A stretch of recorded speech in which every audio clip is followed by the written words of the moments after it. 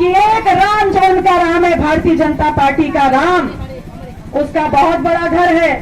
बहुत हीरे जवाहरात हैं। आप लोगों ने भी दान पुण्य किया हो कि अगर ये लोग एक रामलला को लाने के नाम पर इस लोकतांत्रिक व्यवस्था में हमारे संवैधानिक अधिकार, इस वोट की ताकत को करोड़ों लोगों से सिर्फ रामलला के नाम पर मांग रहे हैं अपनी तीसरी बार सरकार बनाने के लिए, तो मैं एक सवाल तो आप लोगों से जरूर पूछूंगी। आपने जिसको अपने घर में जिस राम को पैदा किया है ना, जो आज बेरोजगार होकर के जिंदा युवा राम घूम रहा है, उसने तो पढ़ाई भी आपका गहना गिरवी रख के की है, उसने तो पढ़ाई भी आपकी जमीन बेच के की है, और उसने पढ़ाई आपके घर में जमा पूंजी थी उसको रख करके की है,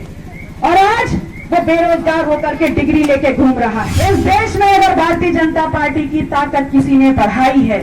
और उनको ताकत किसी ने दी है, तो इस देश के आम आदमी ने दी है। और अगर उनको पटकनी कोई दे सकता है तो सिर्फ और सिर्फ इस देश का आम आदमी दे सकता है, इसके अलावा किसी माई के लाल में दम नहीं है। कि 5 किलो राशन आपको दे रहे हैं और ऊपर से किसान सम्मान निधि के वास्ते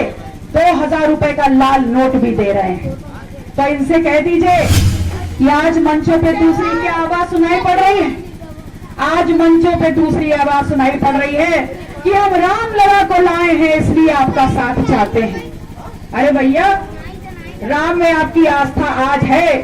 कल बढ़ जाएगी, परसों थी नहीं थी, या आप 1 घंटा पूजा करो, 10 घंटा पूजा करो, या बिल्कुल पूजा ना करो, यह आपके धर्म और आपकी आस्था का विषय है, यह आपका व्यक्तिगत विषय है, इसमें मेरा कुछ भी कहना उचित नहीं होगा। लेकिन मैं आपसे यह जरूर पूछूंगी कि अगर ये लोग एक रामलला को लाने के नाम पर इस लोकतांत्रिक व्यवस्था में हमारे संवैधानिक अधिकार, इस वोट की ताकत को करोड़ों लोगों से सिर्फ रामलला के नाम पर मांग रहे हैं अपनी तीसरी बार सरकार बनाने के लिए, तो मैं एक सवाल तो आप लोगों से जरूर पूछूंगी, और वो सवाल ये है कि 29 साल से डॉक्टर सोनेलाल पटेल और उनके जाने के बाद हम और अपना दल आप लोगों के बीच में आकर के आज ये सवाल पूछते हैं कि एक रामलला के नाम पर करोड़ों का वोट मांग रहे हैं, और हम तो अपने घर में जिसको 9 महीने कोख में रख करके आपने जिस बच्चे को पैदा किया है, उस जिंदा राम जो सांस लेता है, पढ़ा लिखा है, बेरोजगार है और सड़कों पे घूम रहा है, उसके अधिकार की लड़ाई लड़ रहे हैं, तो बताइए किसकी लड़ाई बड़ी है। मैं आप लोगों से कहती हूँ कि एक राम जो उनका राम है, भारतीय जनता पार्टी का राम, उसका बहुत बड़ा घर है, बहुत हीरे जवाहरात हैं। आप लोगों ने भी दान पुण्य किया होगा, लेकिन आपने जिसको अपने घर में जिस राम को पैदा किया है ना, जो आज बेरोजगार होकर के जिंदा युवा राम घूम रहा है, उसने तो पढ़ाई भी आपका गहना गिरवी रख के की है, उसने तो पढ़ाई भी आपकी जमीन बेच के की है, और उसने पढ़ाई आपके घर में जमा पूंजी थी उसको रख करके की है, और आज वो बेरोजगार होकर के डिग्री लेके घूम रहा है। और जिस भी व्यक्ति का के पास काम नहीं, इस भारतीय समाज में उसका कोई मोल नहीं, कोई दाम नहीं और उसका कोई सम्मान नहीं, और शाम आते आते आप ही उसको बोल देते हैं निठल्ला कहीं का, घर पे बैठा है, परिवार का बोझ, जाके कुछ करता क्यों नहीं, कहते हैं कि नहीं कहते? तो इसमें उसकी क्या गलती? उसका काम था पढ़ाई करना, डिग्री लेना, वो उसने कर दी।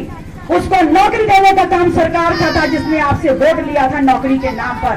तो अब जब कमाई नहीं, नौकरी नहीं, दवाई नहीं, पढ़ाई नहीं, तो फिर वोट इनको क्यों जाएगा? इस बात का सवाल आपको पूछना है उनसे। अब जरा सिक्का घुमाइए, ये इंडिया अलायंस पीडीए वाले ये बोलते हैं हम वो हैं जो भारतीय जनता पार्टी को गिरा करके जमीन पे ले आएंगे, और मैं आपसे कहती हूँ कि ये बेल और जेल वाले लोगों की औकात नहीं है कि ये भारतीय जनता पार्टी को जमीन पे गिरा दें। जैसे आप अपने बगल में भौंक रहे कुत्ते को शू करके भगाते हैं ना, वो भाग जाता है, वैसे ही अगर भारतीय जनता पार्टी ने एक ईडी सीबीआई की नोटिस भेज दी तो जो चुनाव छोड़ करके अपने घरों में बैठ जाएंगे, फिर ना इनको पिछड़े की चिंता रहेगी, ना दलित की रहेगी, ना मुसलमान की रहेगी। इतने डरपोक हैं। अगर ये अपनी राजनीति कर रहे हैं तो आज सिर्फ आपके बीच में आ रहे हैं अपनी राजनीति चमकाने के लिए, अपनी गद्दी बचाने के लिए। इस देश में अगर भारतीय जनता पार्टी की ताकत किसी ने बढ़ाई है और उनको ताकत किसी ने दी है, तो इस देश के आम आदमी ने दी है। और अगर उनको पटकनी कोई दे सकता है तो सिर्फ और सिर्फ इस देश का आम आदमी दे सकता है, इसके अलावा किसी माई के लाल में दम नहीं है। मैं आप लोगों से कहने आई